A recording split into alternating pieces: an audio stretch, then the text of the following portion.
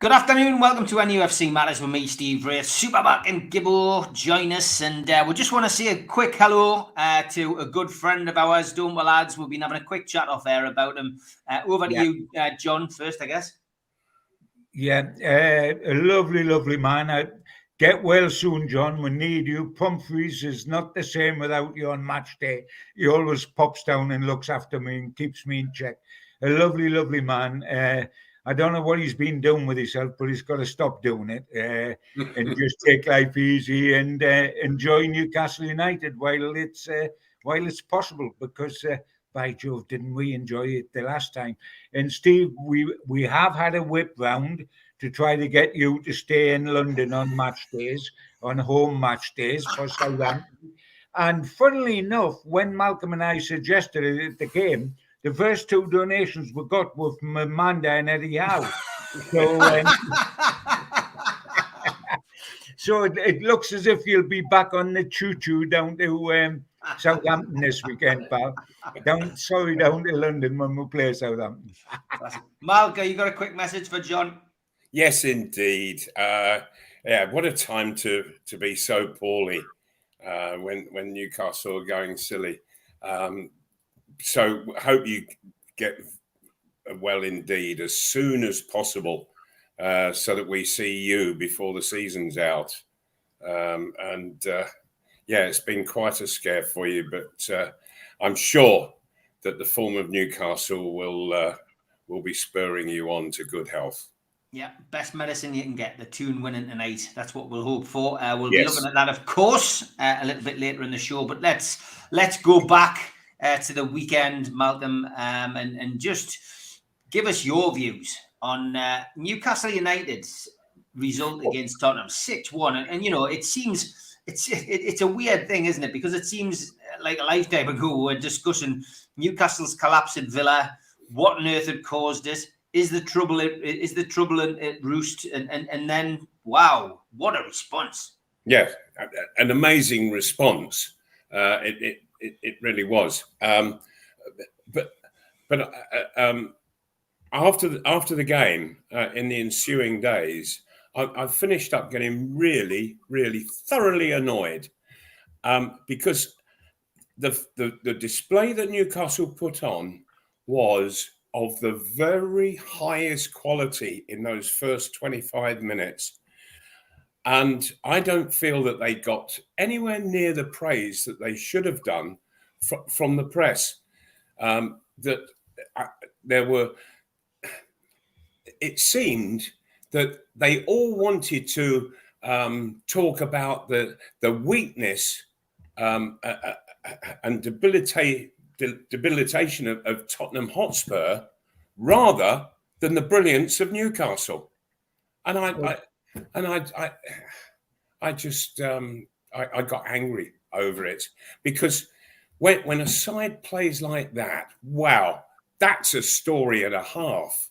It's and you need to tell everybody, putting it around with a clarion call, for heaven's sake, because it was magnificent football. John, you and I just sat there spellbound for those 25 minutes. I couldn't believe it. I mean, I think the only word that we ever said was "wow" between us. Well, I mean, it was 1 minute, 1 second, and then 9 minutes in, 60 minutes. It ended up 5-0, 21 minutes in. I turned to you then and said, "Is that 4-0 or 5-0?" It was going that quick, and the goals were going in that quick. Yes, but they were all quality.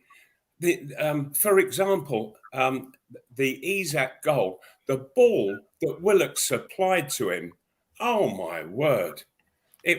That was what midfielders dream of, and Willock put it into reality. It was fantastic. It was the highest caliber. Every goal there wasn't a scruffy goal amongst them. All sensational. No, all sensational. The quality was, my word, it was of the very highest standard, and I just felt aggrieved for the team, the players, the management, that they weren't getting the full praise in the press. the press seem to want to look at Spurs and put them on a downer. And I think that happens, Malcolm, with national newspapers. If a big club out of London, like Spurs, get trounced, and the club that trounces them is from the provinces, they concentrate on what is wrong with Spurs. Isn't this an absolute disgrace, etc., etc.? Then say what is right with Newcastle United. Sensational. And that happens. You get a huge inquest into Spurs. But, I mean, we've talked about that on this podcast before, where we've said, if Newcastle do well, like the last big win was 5-1 at West Ham, it's all about how rubbish the opposition were and how great Newcastle were. Maybe the opposition were rubbish, but maybe we made them rubbish by hounding them. Precisely, John. That's precisely it. You know, did Tottenham Hotspur come down that tunnel and onto the pitch intent on being rubbish? No, they didn't. They came down to compete as equally in the game as Newcastle, except that Newcastle just turned it on from the very kickoff itself, and they blitzed Tottenham Hotspur, and I found it quite breathtaking. I mean, we all said in last week's podcast that we fancied Newcastle to bounce back against Spurs, and I went on about I thought Spurs were flaky, and because they're flaky, they were the perfect opposition for us after Aston Villa, because we would be up and wanting to get at them. And if we did get at them early, and you would be demanding an early start, Malcolm, and by Jove, you got it. If we do get at them early, they will then capitulate, because they've got a heart the size of a pea, and they certainly did capitulate. But we were all thinking this is a good game for Newcastle to bounce back, but none of us expected to be as good as that. That there would be 5 up in 20 minutes. I mean, that's almost impossible to do. And, you know, it is absolutely phenomenal.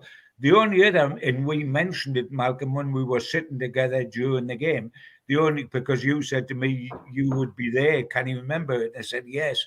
1996, when we won 7-1 against Spurs at St. James's Park, and which was the entertainers' side.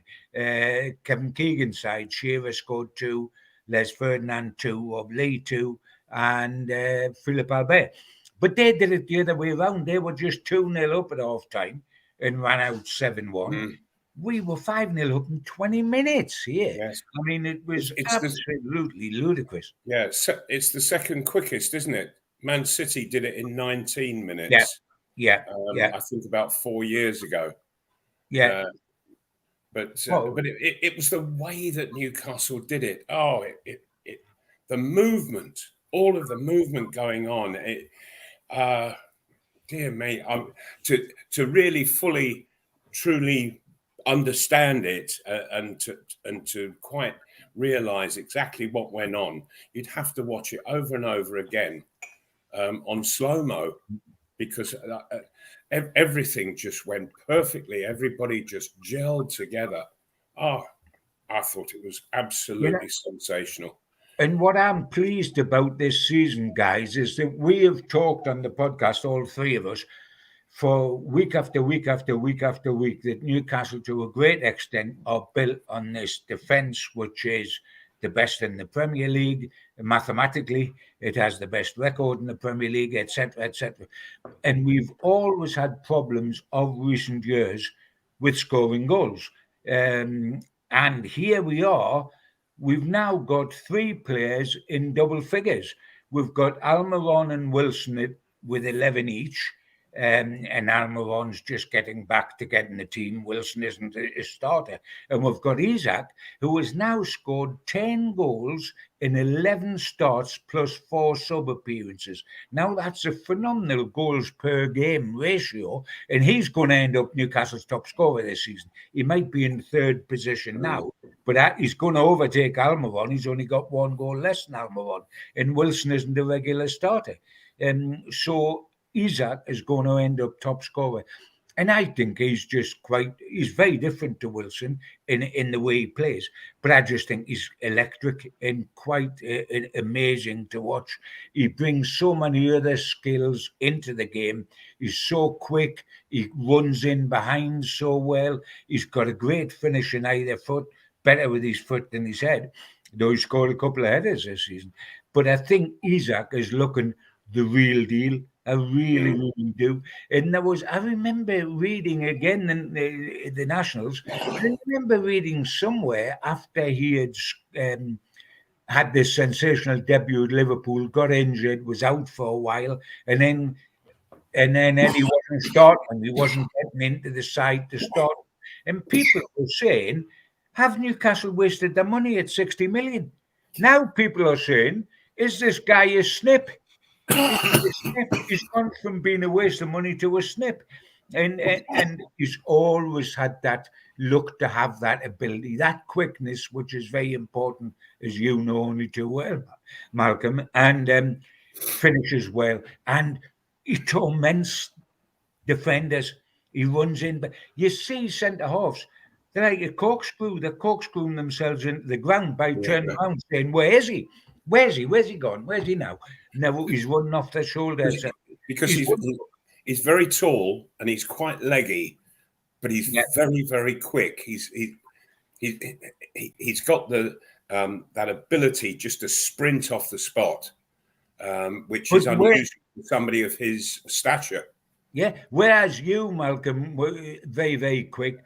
Had the thighs and that of a 100-yard sprinter, 100-meter sprinter on the track, an athlete that does 100 meters, and you looked that part.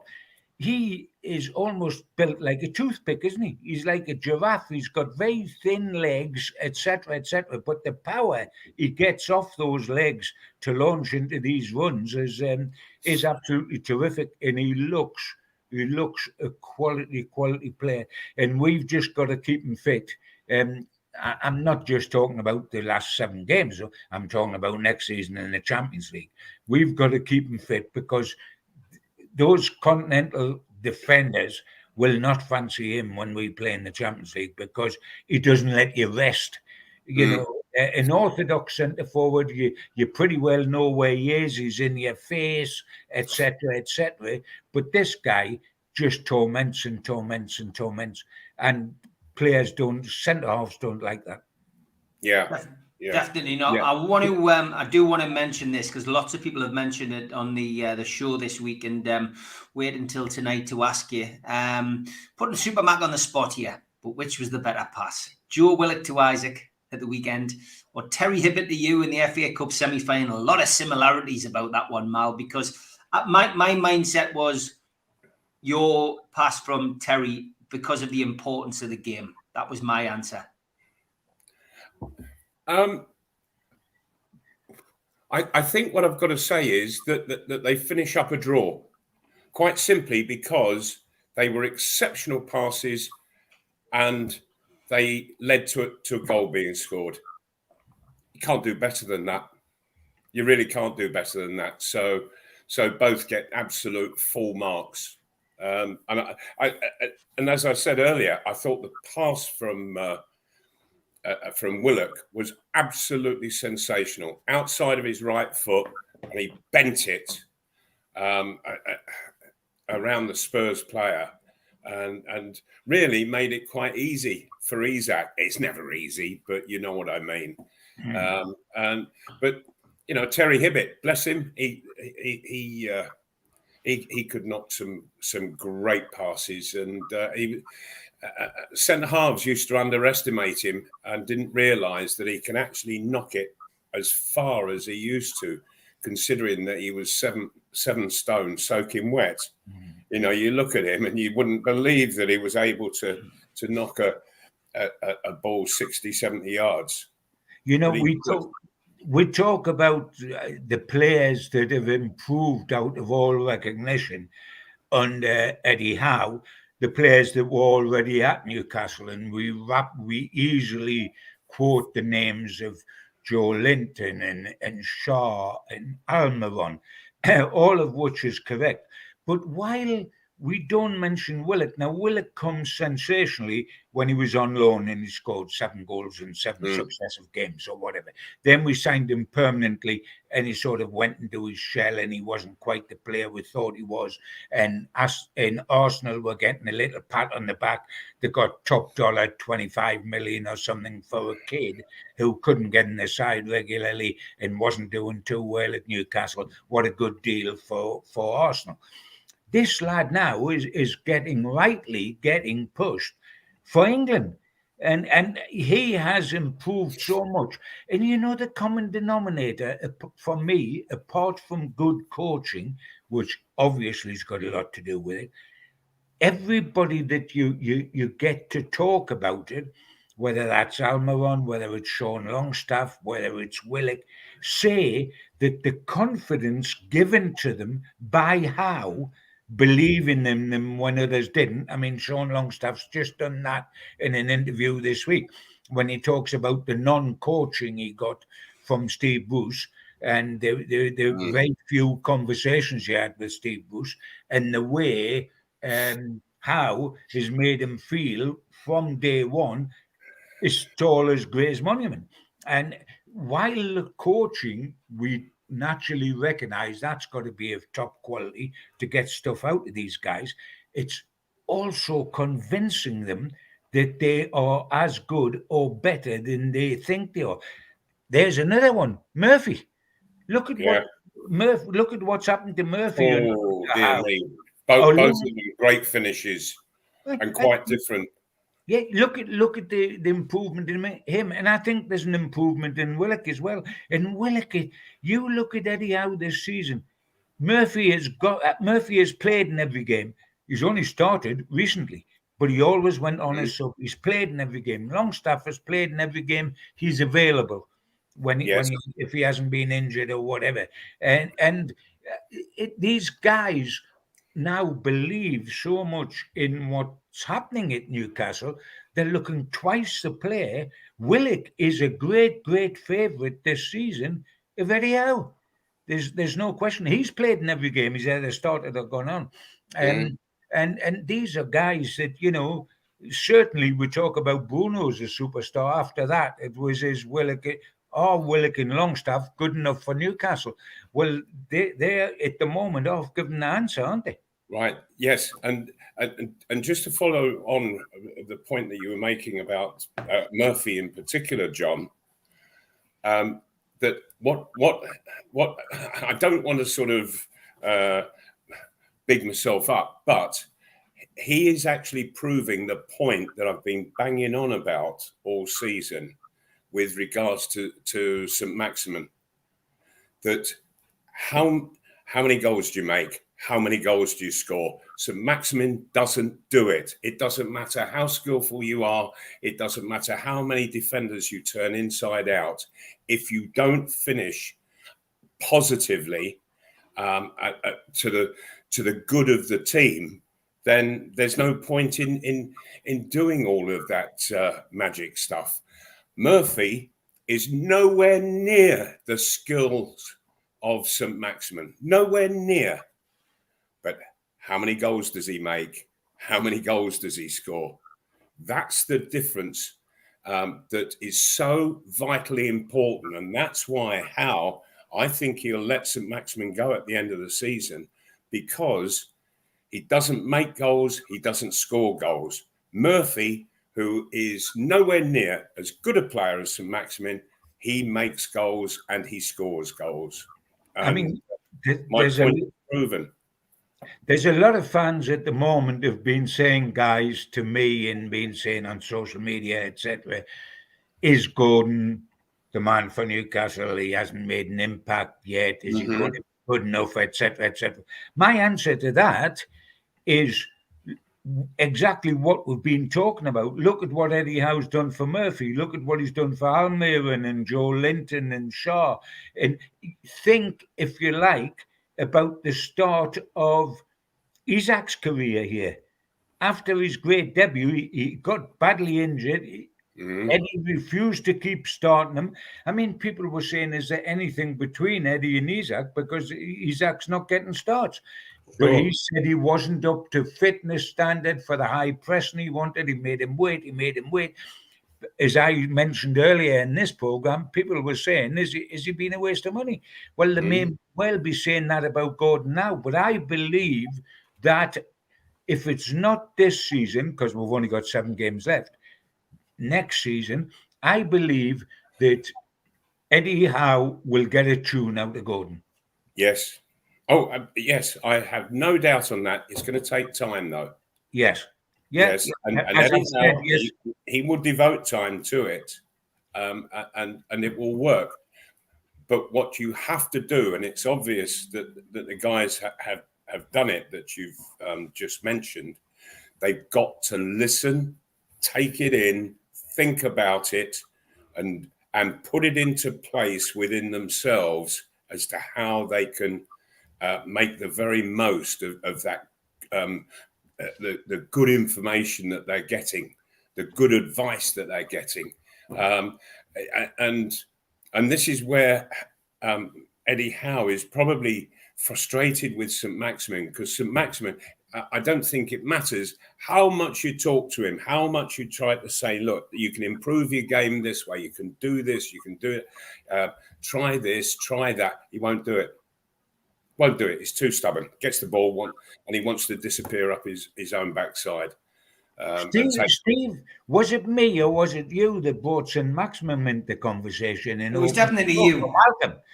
I think Malcolm did it himself because he's good at that. I think you said, Steve, will it get dark by midnight tonight? And he said it will for Saint-Maximin.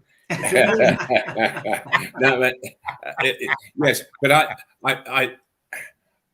really just want to, in sort of making the point that I have about Saint-Maximin, I want to highlight the value that there is in Murphy, and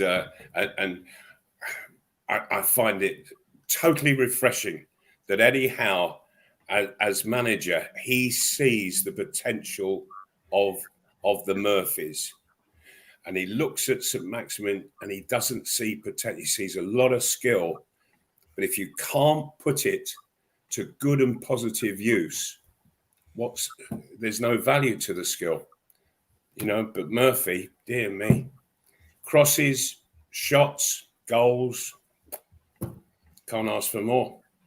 No, definitely not. What did you think, Malcolm, about Spurs refunding the travelling support, the ticket money? Did you think that was a little bit disparaging towards Newcastle? I mean, surely they don't do that when Spurs don't turn up at places like Manchester City, Liverpool, and Manchester United. Sure. Again, I felt the whole thing, it sort of aligned with the kind of press that the Southern press that were giving Newcastle, or not giving Newcastle.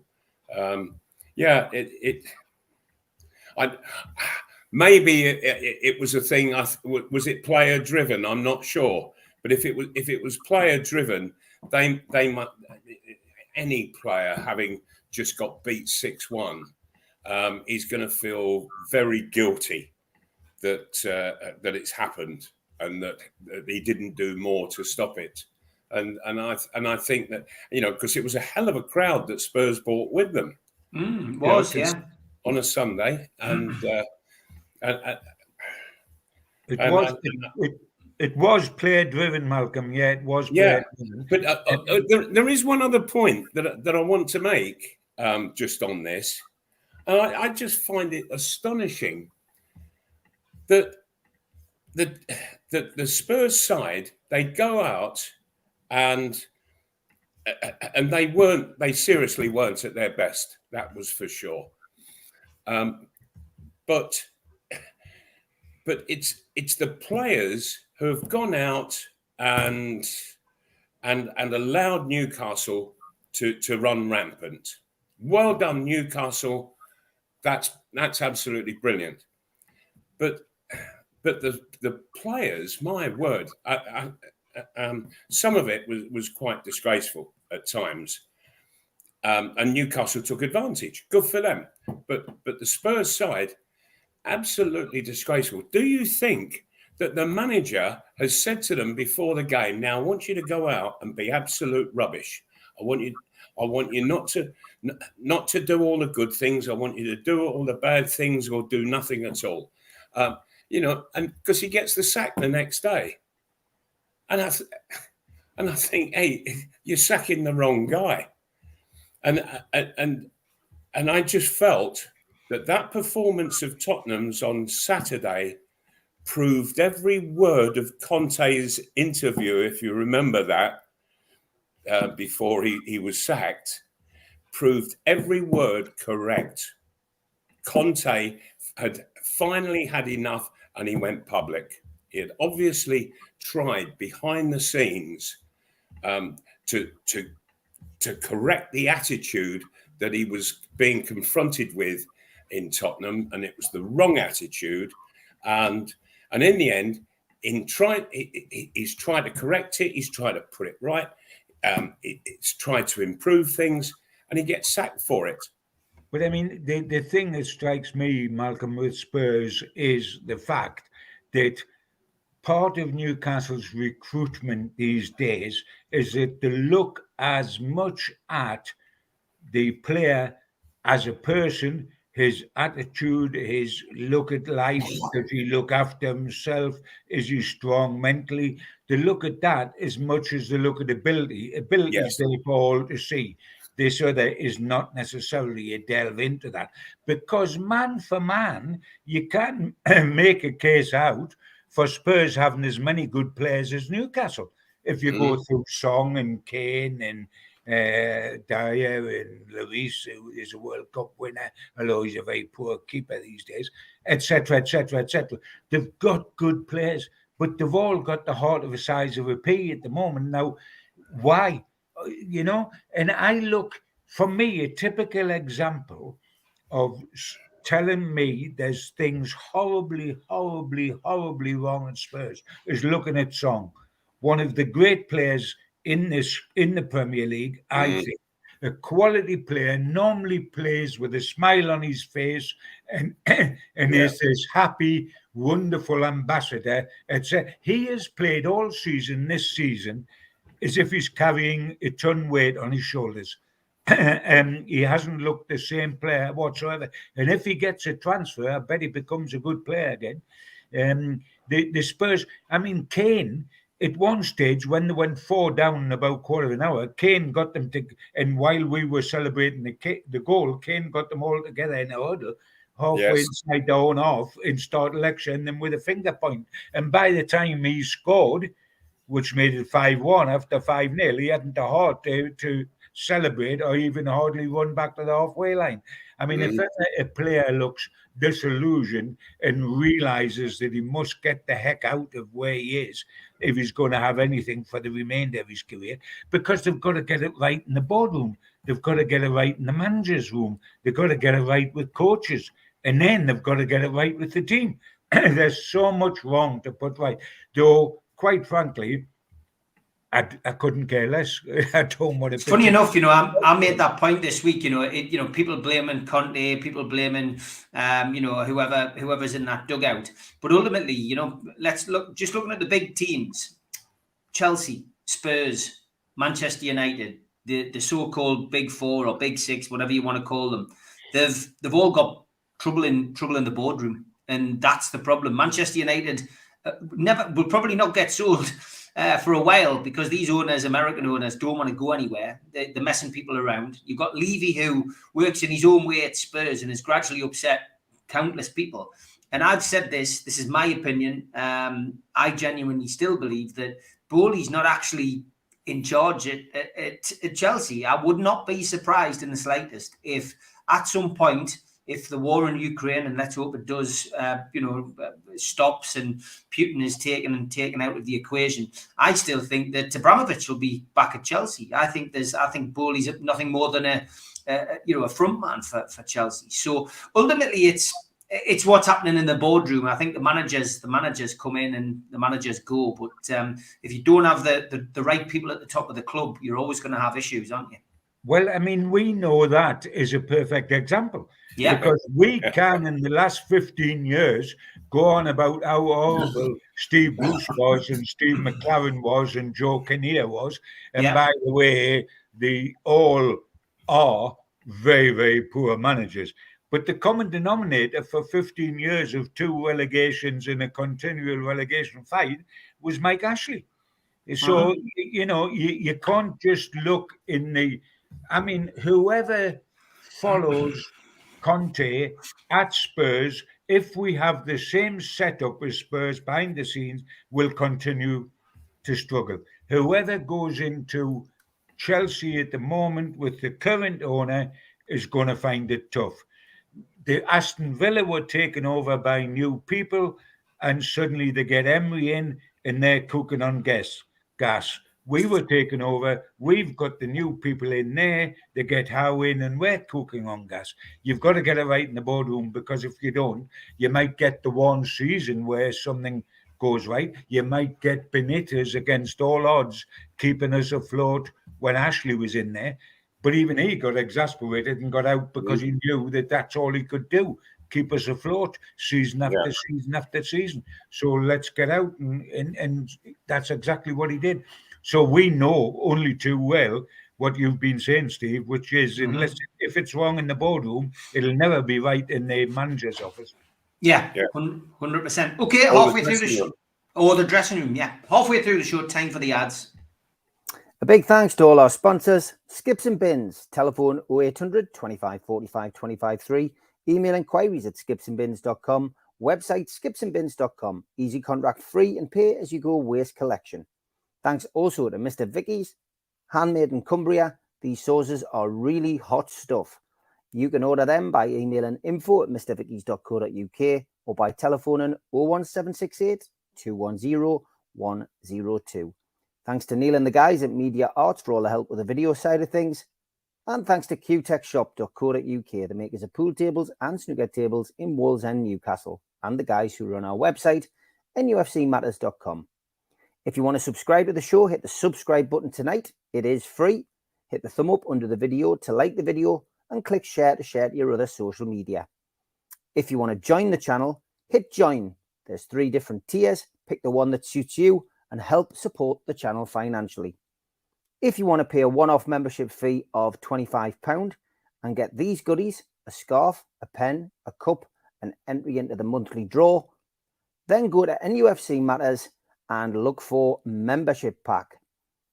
Failing that, get your smartphone and put it over the QR code and it will take you straight there. We're also a podcast, and you can find us on iTunes, Spotify, Podbean, and other podcast providers. Usually goes up 24 hours after the show has finished. We also support the food bank on this channel. If you want to make a virtual donation today at the Matchday Bucket, go to nufcfansfoodbank.co.uk and you can make a deposit today. Don't forget to enter the Shearer raffle. There's 150 tickets, £1 per ticket, and you can win a limited edition signed Alan Shearer ball. Enter now at nufcmatters.com. If you have a look on our website, we've also got a vast range of mugs, t-shirts, cups, and whatever else takes your fancy. The Isak t-shirt is proven popular this month, $16.99 plus delivery from nufcmatters.com. Don't forget as well, we do a range of events over the course of the year. We have Peter Beardsley, an up-close and personal evening at the Tynemouth Surf Cafe. Limited tickets remain, 25th of April. Get them now from Surf Cafe, tynemouth.co.uk or from ticketweb.uk. There's also an evening with Peter Beardsley on May the 19th at the Tyneside Irish Centre, and you can get tickets from newcastlelegends.com, and tickets are £50. Don't forget our end of season do takes place 27th of May, 7 o'clock at the Tyneside Irish Centre. Tickets for that one are a tenner, and nufcmatters.com is where you can get your tickets for that. In June, Thursday the 1st of June to be precise, Rob Lee will be at Louis Liquor Store in the Big Market in Newcastle, and tickets for that are available direct from the venue. And an evening with Rob Lee, Lee Clark and John Beresford takes place the next evening on Friday the 2nd of June at the Grand Hotel in Gosforth. This is a charity event and tables are of £10, £700, and you can book them by contacting Natalie at heelandtour.org.uk or visiting their website. In July, Gavin Peacock is in Newcastle on July the 10th at the Tyneside Irish Centre. Tickets for that are available from NUFCmatters.com. And he also takes an evening with at the Surf Cafe in Tynemouth on the 11th of July. So get your tickets direct from the venue for that one as well. And if you're a boxing fan, the Night of Champions, Ricky Hatton, Frank Bruno, Nigel Benn and Joe Calzaghe takes place at the Fed. And that will be taking place on the 16th of June. More dates to be added. Tickets from all those events, www.goldstarpromotions.co.uk. Okay, I'll take a couple of questions. Stephen Kennedy says, did the lads think that Eddie Howe will get manager of the season, or do you think it'll go down the usual route of Pep Guardiola, I guess, and anybody else that isn't Eddie Howe? But is he deserving of it, Mal? Yes, he is, without a shadow of a doubt, because he's done such a major job in completely turning the whole situation around, from relegation fodder to Champions League challengers. Now, and I would say that Newcastle, they're in the Champions League, and that's theirs to lose right now. And well done, Eddie Howe, for that. It's been absolutely phenomenal. I witnessed on Sunday an absolutely stunning performance, particularly the first 20 minutes. Last night, though, I saw a complete 90-minute performance from Man City. And that's something that I think Newcastle have got to look at. They've got to learn from it, and they've got to emulate it, because Man City were absolutely awesome against Arsenal. They really were. And I can see them winning the title now, Man City. I'm pretty sure of it after last night. So it depends on how you look at it. Are you looking for the greatest improvement? Then the title goes to Newcastle. If you're looking for the very best, then it's Man City. Okay, John? I follow that. I mean, if Manchester City and the favourites now win the treble, the Premier League, the FA Cup, and the Champions League, then Pep gets it by the length of the year one. There's no question about that. But if we're looking to encourage, and every now and again you get a manager of the year who's from left midfield, they produce him out and say, there you go, like say Company because of what he did at Burnley or something. When I think, and after Pep, and if he still collapses in two of the three, and it's possible, then I give it to Eddie Howe. Yes. Outside of Pep, I think Eddie Howe is a knocking bet because, as Malcolm said, he has come from the bottom to the top in one season. Now, the third competitor for the manager of the year would be Arteta, who's up here a week on Sunday, because they failed to qualify Arsenal for the Champions League last season because we beat them up here, if you remember, right at the death. That stopped them going there. So he's taken them from not being good enough for the Champions League and not having won a title since Wenger, X number of years ago, to being the forerunners in the league all season with the youngest side in the Premier League. And they've been wonderful. Yes, they've stuttered and fallen over their bootlaces recently, but they've still been wonderful, and they still theoretically are in there with a chance of the championship, although City will get it. So the three best managers by a long chalk, because Klopp is well out of it after being in season. I'm sick to death of it being Pep or Klopp season after season after season after season. If Pep gets the treble, I mean, the last guy I think to do that was Ferguson. If he gets the treble, you've got to say, hey, come on, hold the hand, the greatest. Yeah. But if you're sick of giving it to Klopp, and that would be 5 Premier League titles out of 6 seasons. I mean, they were given to him at the beginning of next season when he wins a Charity Shield. They would just give him Manager of the Year and say, well, not bother with it, do it, bash at the end of the season. You may as well have it now. If we're going to get sick and we're going to look for somebody, as Malcolm beautifully put it, that has produced the greatest improvement, because this isn't an improvement on Manchester City, it's a continuation. Continuation, yes. Then you would go for Eddie Howe, and I would like to see that. What I would also say, and Malcolm was absolutely right about the performance of Man City against Arsenal, it was like men against boys, and these are supposed to be the best 2 sides in the country, and there was a country mile between them. But, you know, and we, you know, Malcolm's rightly saying we have got some way to go to get there.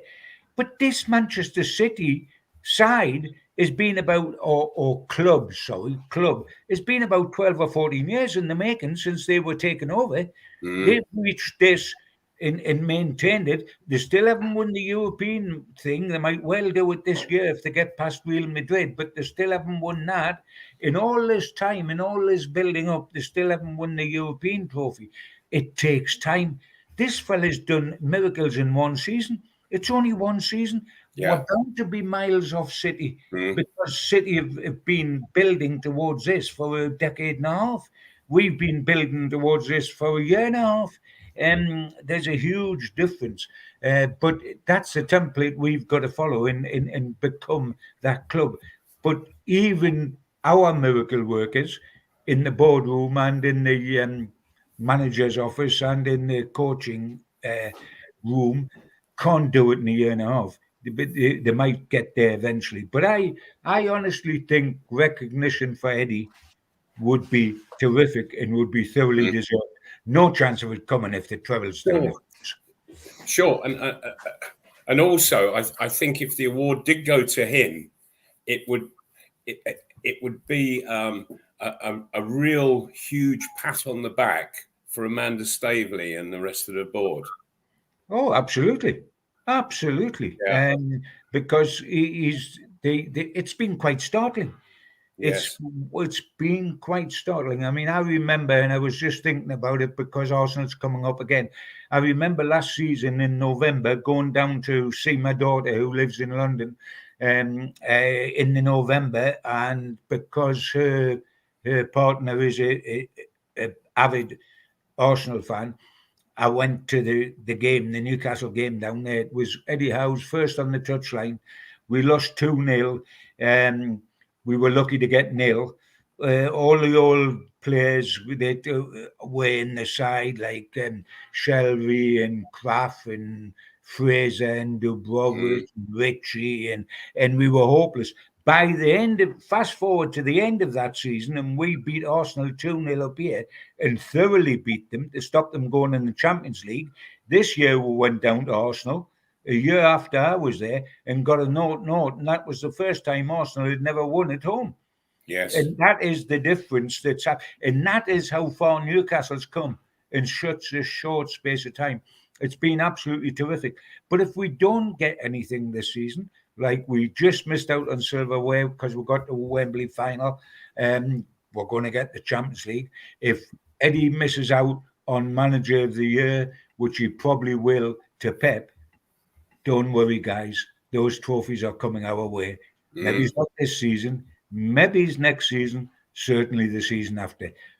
We've just got to wait that little bit longer, and we've waited long enough. So another year won't hurt us too much. Sure. Especially if we're getting this at the moment that we're getting. And if we get the Champions League, and as you said, Malcolm, that's ours to lose.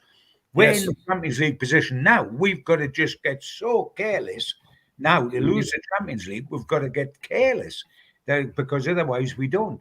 And to get in the Champions League this season after the last 15 years, quite phenomenal. I mean, I've got to keep pinching myself to remember that I haven't just written this on Fantasy Island and dreaming it. It's actually happening. Yeah.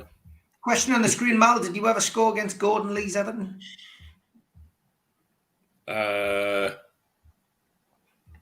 I'm not sure. I played. Did I play against Gordon Lee's Everton? I'm not sure I did. I was going to say that's a very, very interesting question because it's. I don't think I did, Steve. You would have remembered that, and I think you would have remembered the celebration. Yeah, he went there during the season that I was that I got the severe injury that caused me to have to pack up. So no, I didn't play against Everton. Because he left us after you left us, Malcolm. Of course he did. He left us. It was about 2 years afterwards, wasn't it, Correct. John? Yes, Yeah. yes. So it would have had to be for Arsenal. And by that time, you had this bad injury, Malcolm. That's right. Yeah, I got it at the beginning of my third season. It wasn't the injury that caused me to have to retire, but it led to the thing sort of progressing, and so yeah, I played about 4 games at the beginning of the season.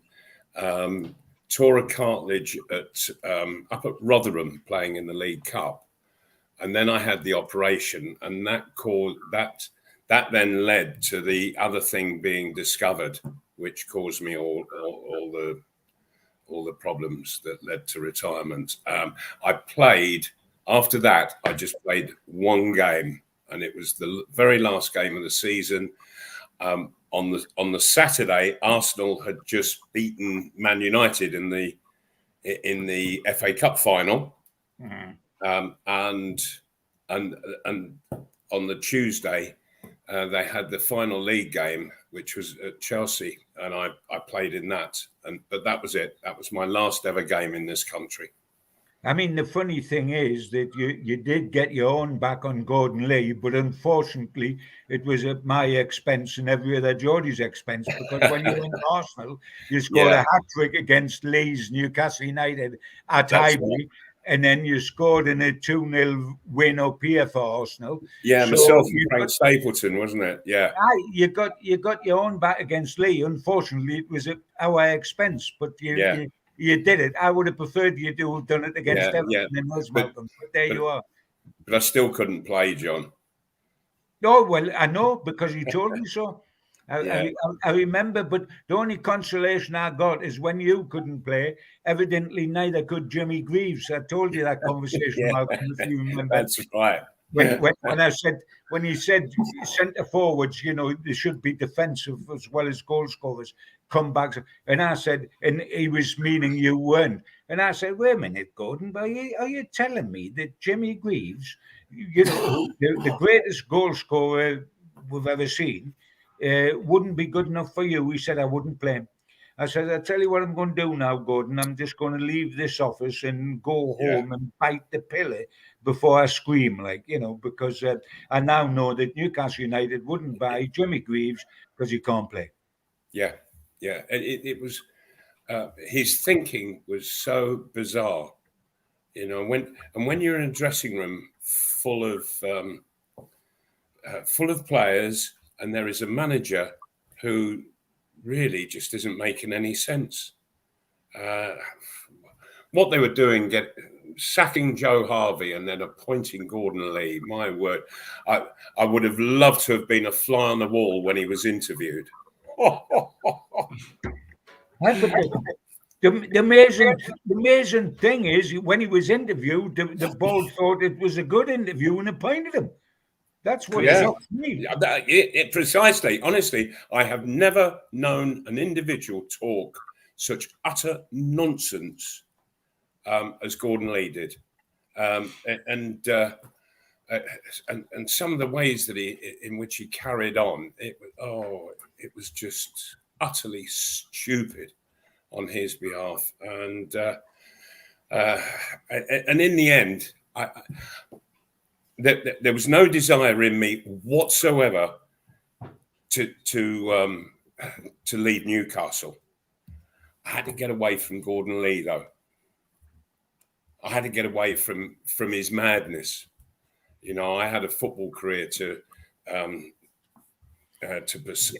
continue and pursue, and being anywhere near him wasn't going to help me in that. Not at all. He even wanted to know, with a name like mine, why wasn't I playing for Scotland? Well, it's often crossed my mind. I didn't know what was going on there myself. Like, it often crossed my mind. And with your Cockney accent, I thought this bloke should be playing for Scotland, I thought. Yeah. Classic. Okay, Newcastle United take on Everton tonight. It is at Goodison Park. It is a 7:45 kickoff. It is live on BT Sports. The away end will be full of 3,000 Geordies, and we will be playing in our white and green Saudi kit, which will upset a few people, I'm sure, but who cares? It's been quite a lucky one for us this season. ASM won't feature. He bids to recover from a hamstring injury. There is a doubt over Fabian Schär, which Eddie mentioned at the press conference yesterday. There'll be a late decision on him and possibly two others who we wouldn't name. Bruno is still a little troubled, I guess, with this ankle injury. He was okay for a couple of weeks, took a knock on it last week, but they said he would be okay for tonight's game. Huge game this. Everton, of course, fearing the drop, been in and around the relegation zone all season. Sean Dyche is in the managerial hot seat now. Onana may return from injury, but Seamus Coleman is still doubtful with a hamstring issue. Decore returns following a ban. Mason Holgate is suspended. He was sent off against Crystal Palace in the 0-0 draw on Saturday. They've got a winless run going on at the moment, Everton. That's 5 games now, and they have dropped into the bottom 3. This is the 14th time, according to NUFC.com, that Sean Dyche has been in the opposition dugout against Newcastle in all competitions. The first time, though, that he has been in charge of another club, because all previous games were, of course, with Burnley. Losing each of his last 5 games against Newcastle, Dyche has won just 2 of those 13 meetings. At Goodison this season in the Premier League, Everton have won 5, drawn 3 and lost 8. Their goal tally of 14 is a divisional low alongside Crystal Palace. Crystal Palace, of course, have played a game fewer at home. All 5 home wins were accompanied by clean sheets, 4 of them by a 1-0 margin and the other 3-0. Thanks to NUFC.com for that. Referee tonight is Andre Mariner. Just the one game that he has taken in charge for us, and it wasn't a very good one. Those of you who were there along with me were Liverpool at Anfield, the 2-1 Premier League defeat. And on VAR is Chris Kavanagh. Malcolm, which Newcastle's going to turn up tonight? The Aston Villa one or the Tottenham one? Well, I'm hoping that Newcastle are on an absolute high from last Sunday, and take that form to Everton and make them suffer for it. They're having a really bad time, and they are struggling to score goals. They are seriously struggling to score goals, and so if that doesn't encourage Newcastle to get into the Everton half and literally rip them apart, then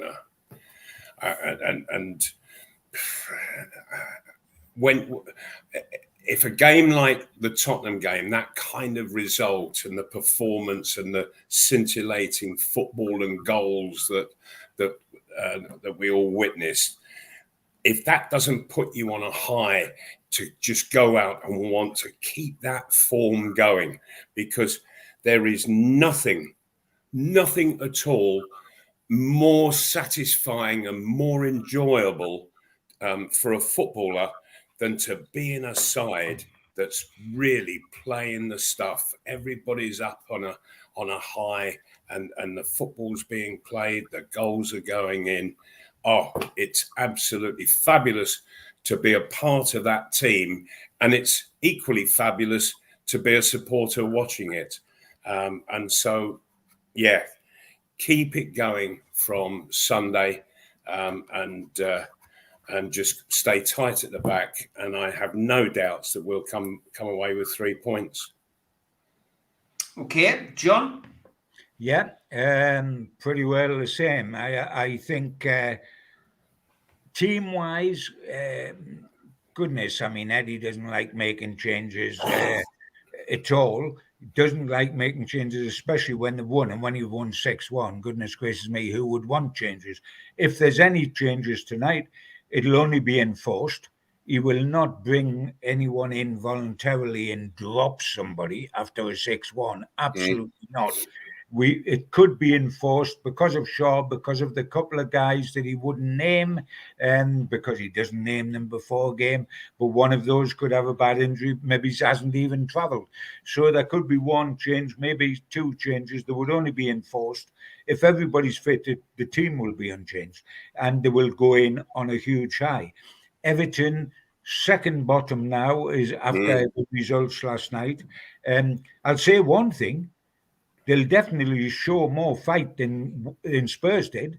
There's absolutely no question about that. But any side would. But Everton at home are better than Everton away because the fans get behind them. The fans are very disgruntled about the owners. They'll have a pop at the owners before the game. They'll have a pop at the owners after the game. They'll have a pop at the owners after an hour if Newcastle are winning 3-0.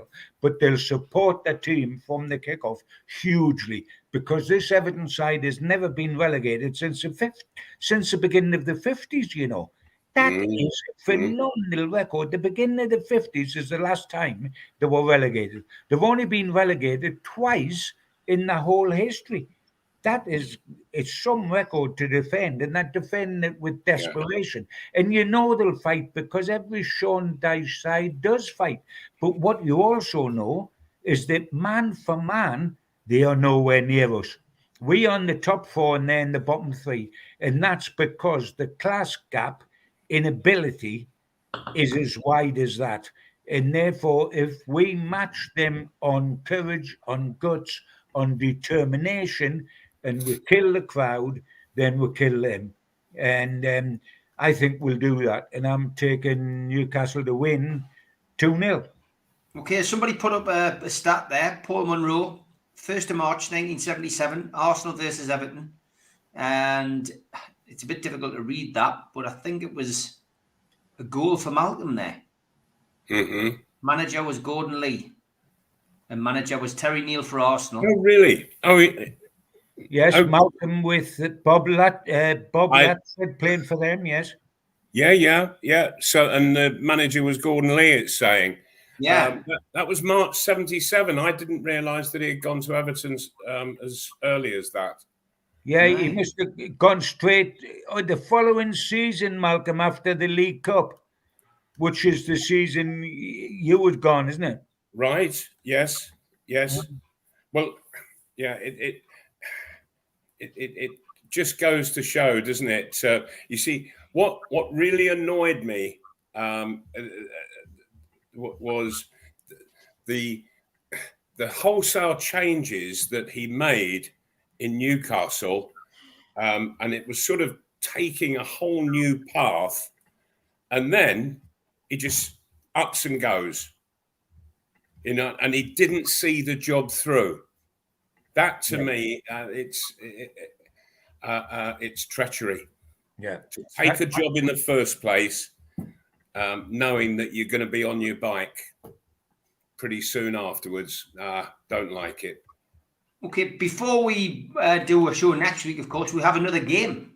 Newcastle play Southampton at the weekend. So quick prediction on that one, Mal. How do you see that one going? Well, we're playing the bottom 2, aren't we? Yeah. Tonight and Sunday. Yeah. Good heavens above. If, you know, we must finish up on Sunday evening, having got between now and Sunday evening 6 points, you know, and everybody who's chasing us, it could be that that we actually start to pull away from Man United. Yeah, why not? Big couple of games coming up. Yeah, so 6 points for us. Yeah. Newcastle look after themselves. The rest take care. The rest will take care of itself. I'm sure. 100%. Sure, and you know, when you're ahead of it all, I'll tell you what, you really can start to play some stuff. Yeah, if Newcastle, if they just keep picking points up as they have been doing, they will be in the Champions League next season. and if that doesn't spur the players on to really go and play some stuff, to go out and murder sides, and I'm expecting Newcastle to do a seriously damaging job on Everton tonight. Well, and Southampton, that should, because we're at home, be easier than Everton is. And I would expect to beat Southampton.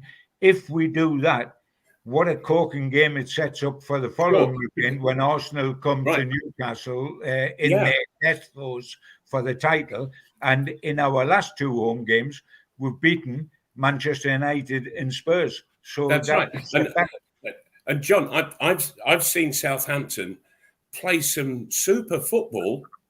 They can't score a goal. Everton can't score a goal.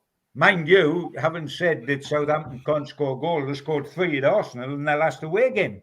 Remember, they led 2-0 and 3-1. I don't think they'll manage to do that at St James's Park. I'm pretty sure they won't. Yeah, interesting. So we're going for 6 points, mate. Yeah, well, I'm going for the same, lads. I'm going for 2-1 win tonight. I'm not confident of a big win, but I'm going 3-0 on Sunday, lads. So 6 points, and we'll see where we're at next week. And Jasmine, you know the answer. Newcastle win the league. I don't go for personal game, Jasmine. I'm a team player. Take care, lads. Have a great weekend, and as always, we'll spend a bit of time with you, lads.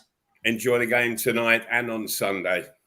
Take care, guys. See you next week.